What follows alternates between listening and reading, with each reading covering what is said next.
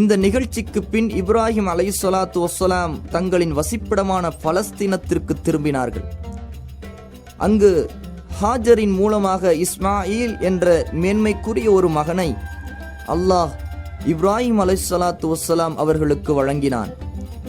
பிறகு அல்லாஹ்வின் கட்டளைக்கு இணங்க இப்ராஹிம் அலைஹிஸ்ஸலாத்து வஸ்ஸலாம் அவர்கள் தங்களது மகன் இஸ்மாயில் அலைஹிஸ்ஸலாத்து வஸ்ஸலாம் மற்றும் ஹாஜரை அழைத்து கொண்டு மக்காவிற்கு வந்தார்கள். அந்த காலத்தில் அங்கு இறை இல்லமான காபா கட்டடமாக இருக்கவில்லை. காபா இருந்த இடம் சற்று உயரமான குன்றை போல் இருந்தது. வெள்ளம் வரும்போது காபா இருந்த அந்த மேட்டுப்பகுதியின் வலது இடது இரு ஓரங்களை தண்ணீர் அரித்து வந்தது.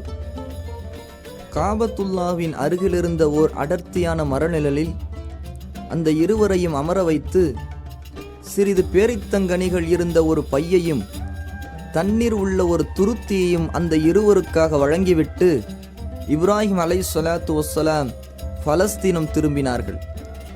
சில நாட்களில் அந்த இருவரின் உணவான பேரித்தங்கனிகளும் தண்ணீரும் தீர்ந்துவிட்டன. அல்லாஹ் தனது அருளினால் பசியையும் தாகத்தையும் போக்கும் அற்புதமான ஜம்ஜம் ஊற்றை அந்த இருவருக்காக தோன்றச் செய்தான்.